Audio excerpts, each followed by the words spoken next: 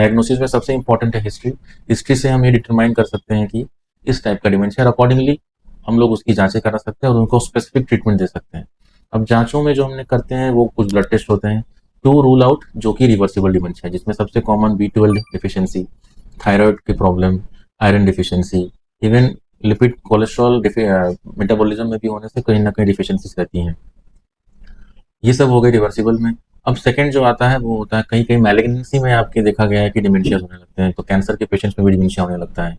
और जो सेकंड आता है नॉन रिवर्सिबल, जिसमें अल्जाइमर्स है, FTD है, इनके केसेस में हम MRI करा सकते हैं, पेट स्कैन करा सकते हैं।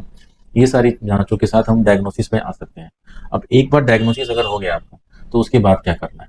तो जो रिवर्सिबल कॉजेस हैं, जो कि रैपिडली प्रोग्रेसिंग डिमेंशिया के कॉजेस हैं, उसमें हम जो भी डिफिशियंसी आपको मिली, जैसे कि B12 डिफिशियंसी है तो B12 सप्लीमेंट कर दिया, थायराइड की डिफिशियंसी है तो थायराइड सप्लीमेंट कर दिया, आयरन डिफिशियंसी है तो आयरन को सप्लीमेंट कर दिया। तो इन सब चीज़ों को करके हम वो जो कोई ऑटो इम्यून डिजीज है तो उसके लिए अकॉर्डिंगली जो भी दवाइयाँ चाहिए हम वो स्टार्ट किए तो हम वो चीज़ों को रिवर्स कर सकते हैं। मगर अल्जाइमर्स हुआ, फ्रंटोटेम्पोरल डिमेंशिया हुआ, ये सब डिजीज क्योरेबल नहीं है।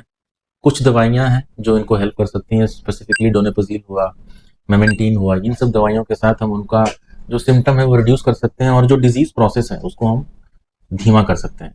साथ में दवाइयों के साथ जो डे टू डे एक्टिविटी है उनकी, उनको थोड़ा ऑक्युपाइड रखना है, किताबें पढ़ने को बताना है, पजल्स होते हैं, सुडोकू है, क्रॉसवर्ड है, ये सब चीज़ें उनको सॉल्व करने को बोलना है।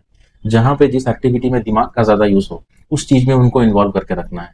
तो इन सब चीज़ों से देखा गया है कि जो डिजीज़ प्रोसेस है, वो ग्रेजुअली धीमा हो जाता है। जो समझिए कि अगर हम ये ना करें, तो पूरी डिमेंशिया सीवियर हो जाएगा 10 साल में। अगर हम करेंगे, तो वो 15-20 साल तक सिम्पटम्स को वो कंट्रोल में कर सकते हैं।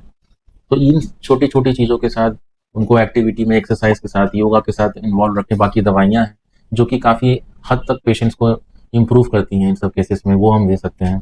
तो इन सब चीज़ों से हमारा मैनेजमेंट हो सकता है। अंत में एक टर्म है जिसको हम लोग कहते हैं स्यूडो डिमेंशिया। पेशेंट्स को अचानक से उनको लगता है कि वो चीज़ें भूल जा रहे हैं, कोई सामान कहीं रख दे रहा है, तो वो उनको याद नहीं रह रहा है। स्यूडो डिमेंशिया एक ऐसा टर्म है जहाँ पे लोगों में due to depression, due to anxiety, due to lack of attention वो चीज़ें भूल जाते हैं।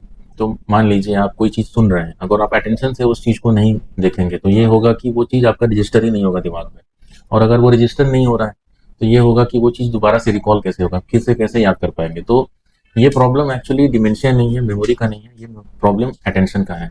तो इन चीज़ों को हम सीरो डिमेंशिया कहते हैं। कई तरीके हैं जिससे हम लोग सीरो डिमेंशिया और डिमेंशिया को डिफ्रेंशिएट कर सकते हैं।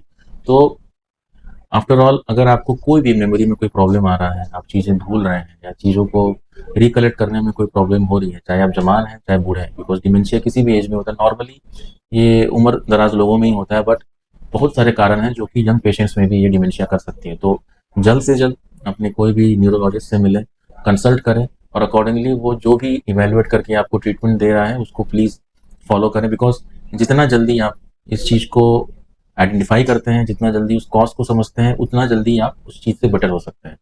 तो होपफुली ये वीडियो आपको हेल्प किया, और अगर आपको कुछ भी सुनना है या कुछ भी समझना है फर्दर इसके बारे में, तो आप मुझे वीडियो में लिख के कमेंट कर सकते हैं। मैं अलीगंज में बैठता हूँ, अगर आपको कोई पर्सनल कंसल्टेशन चाहिए ऑफलाइन या ऑनलाइन, तो इस फ़ोन नंबर पे फ़ोन करके आप बात कर सकते हैं मेरे साथ। I will be happy to help you. और होपफुली ये वीडियो आपको थोड़ा सा इंसाइट दिया होगा या नॉलेज दिया होगा डिमेंशिया और मेमोरी लॉस के बारे में। मैं doctor Atul Kumar Pandey, neuro physician, neuro health clinic, Aliganj.